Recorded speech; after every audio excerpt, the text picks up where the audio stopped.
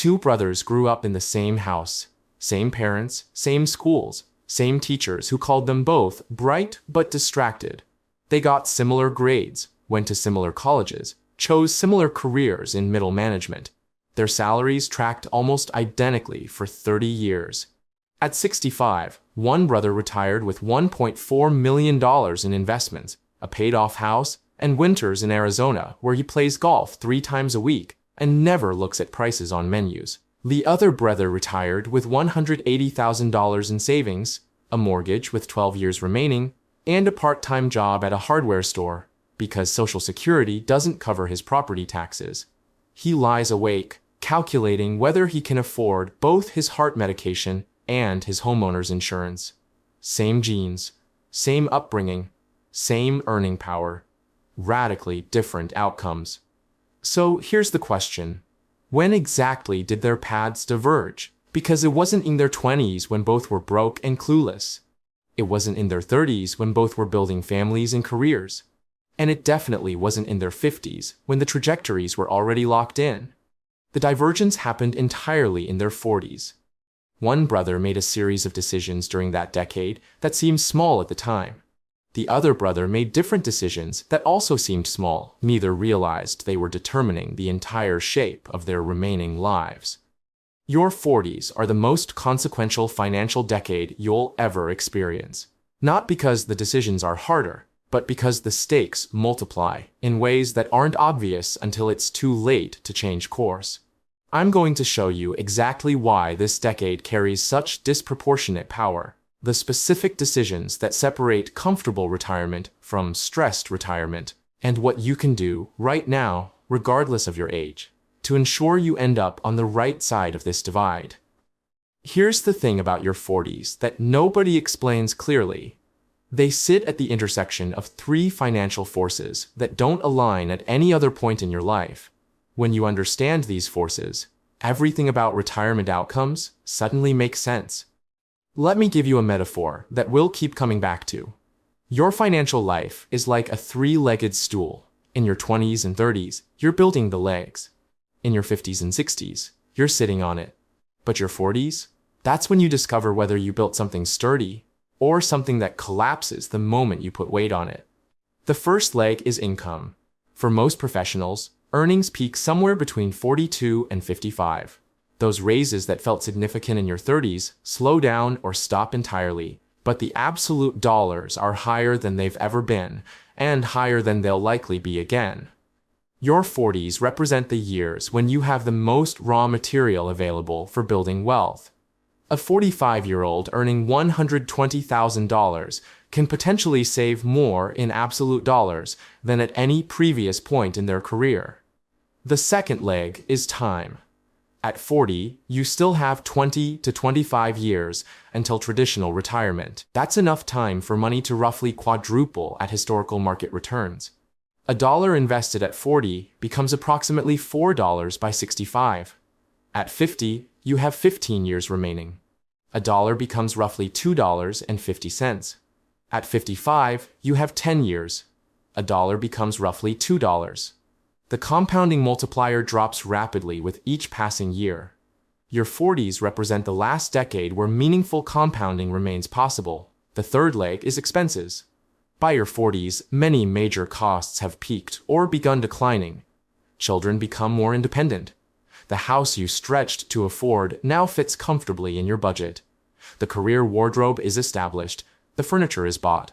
This stabilization creates potential margin that didn't exist in your 30s when every expense category was growing simultaneously. The question is whether that margin flows to savings or gets absorbed by lifestyle expansion. These 3 legs combine to create a decade of unusual leverage. You have more income than ever before. You have enough time remaining for compounding to matter significantly. And you have potential margin from stabilizing expenses. The person who captures this alignment builds substantial wealth. The person who misses it faces mathematical constraints that cannot be overcome. Now, you might be thinking, this sounds like standard personal finance advice. Save more, spend less, let compound interest do its thing. What makes the 40s specifically so critical? This is where it gets really interesting. Let me tell you about a guy I call Parallel Paul. I invented him for explanatory purposes, but he represents something very real. Paul reaches 40 with $100,000 in retirement savings. He earns $110,000 annually and could reasonably save 15% of his income, about $16,500 per year. If he actually saves that 15% from age 40 to 65, investing in diversified index funds returning 8% annually, he'll accumulate approximately $1.35 million by retirement. Combined with Social Security, he's looking at a comfortable retirement with significant margin. But let's say Paul saves only 5% during his 40s, then increases to 15% at 50 when retirement feels more urgent. He'll accumulate approximately $780,000 by retirement. That's $570,000 less, despite only 10 years of reduced contributions. His 40s contributions matter so disproportionately because they have 25 years to compound. His 50s contributions only have 15 years. The mathematical leverage of time cannot be recovered through increased contributions later. Now consider a third scenario. Paul reaches 40 with the same $100,000. But instead of saving during his 40s, he decreases his retirement contributions to fund lifestyle expansion. He upgrades the house, he buys nicer cars, he takes more expensive vacations. His 40s contributions average just 2% of income. At 50, reality sets in. He panics and tries to catch up, saving 20% of income through retirement. Despite this aggressive 50s saving, he accumulates approximately $590,000 by 65. His comfortable 40s cost him $760,000 in retirement wealth compared to consistent saving. The decade of decisions created a gap that a decade of correction could not close. But now you might think, okay, but I'm already in my 40s and I haven't been saving 15%. Am I doomed? No, but you need to understand exactly what's happening and why the decisions you make right now carry such weight. The first decision that matters enormously is housing. Your 40s often bring an urge to upgrade your living situation. The kids are bigger and need more space. You've earned success and want a home that reflects it.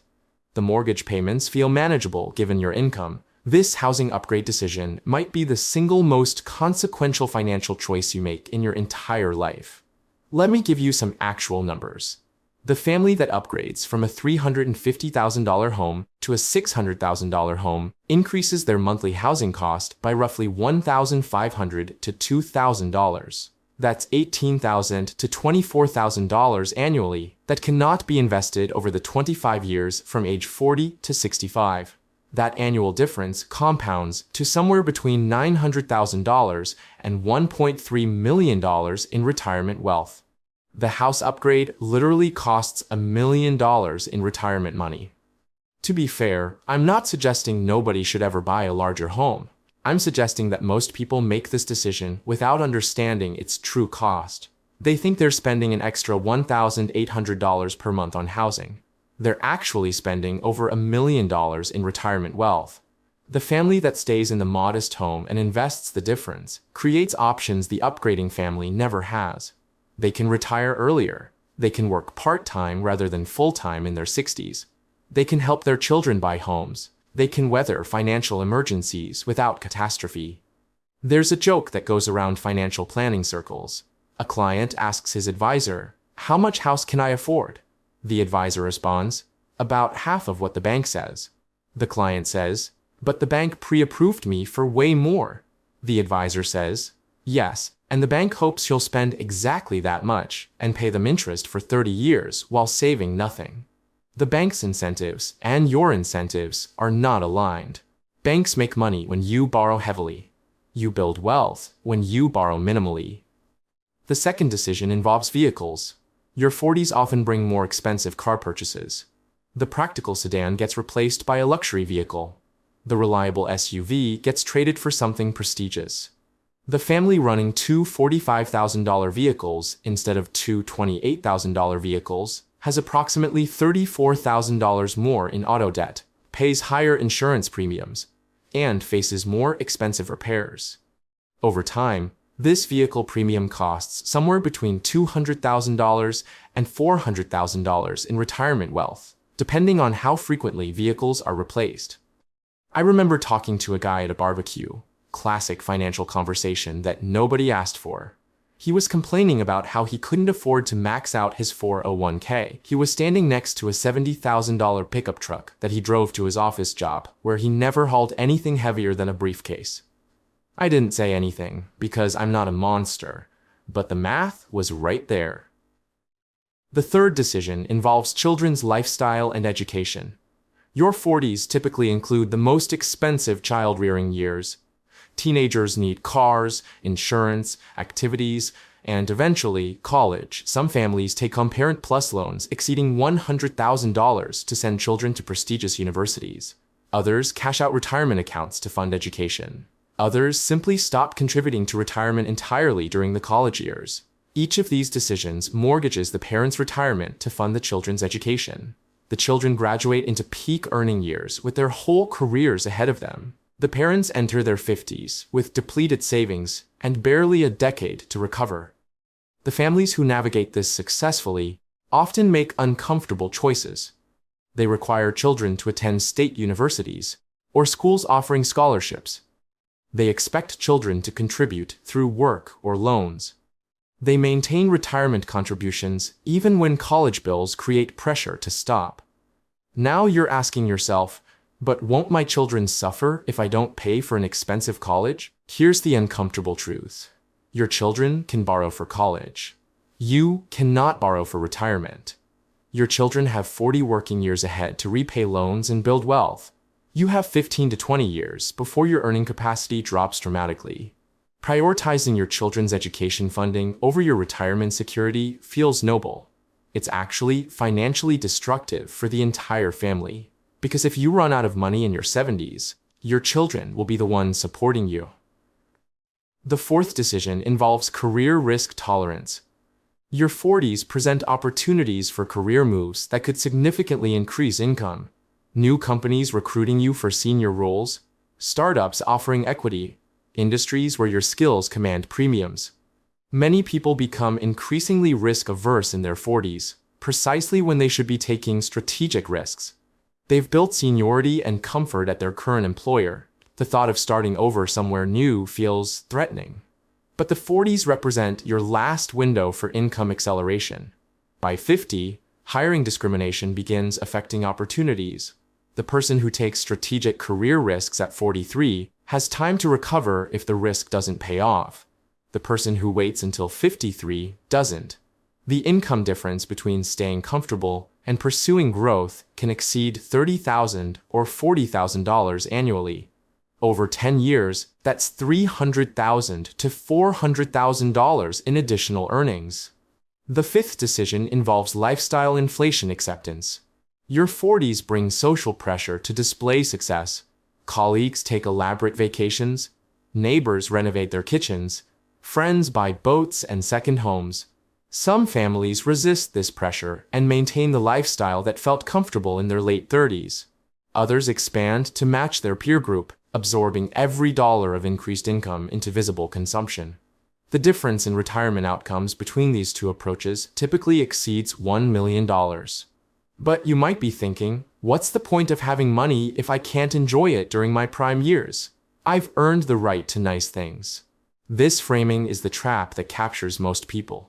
The gratification you're seeking through lifestyle expansion provides temporary pleasure followed by permanent constraint. The upgraded house feels exciting for 18 months, then feels normal, while permanently reducing retirement savings. The luxury car provides a thrill for a year, then becomes just a car, while permanently limiting options. True gratification isn't found in consuming your peak earning years. It's found in converting those years into permanent freedom. Let me tell you about David and Christine. David and Christine married in their late 20s.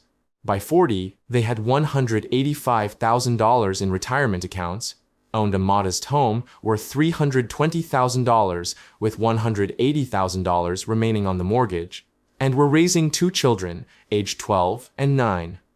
Their combined income reached $165,000. They had choices to make about how to navigate the coming decade. David pushed for upgrading their home. A comparable home in a nicer development would cost $575,000. Christine felt hesitant, but eventually agreed. The housing upgrade increased their monthly costs by $1,650. They adjusted by reducing retirement contributions from 15% to 6%. It was temporary, they told themselves. 2 years later, David's car developed problems. Rather than repair it, they decided he'd earned a nicer car. The new SUV added $680 to their monthly expenses. Christine's car got upgraded a year later. The children's high school years brought private sports training, SAT tutoring, and college visits. When the first child enrolled at an out-of-state university, David and Christine took a Parent Plus loan rather than asking their daughter to choose a more affordable option.